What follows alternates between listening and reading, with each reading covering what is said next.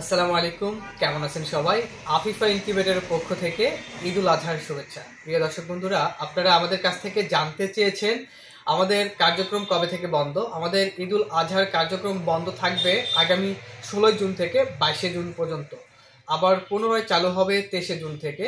তো যারা ইনকিউবেটর নিয়েছেন, কোনো ধরনের যদি প্রবলেম হয়, অবশ্যই আমাদের ফোনগুলো খোলা থাকবে, অর্থাৎ আমাদের প্রতিটা নাম্বারই খোলা থাকবে।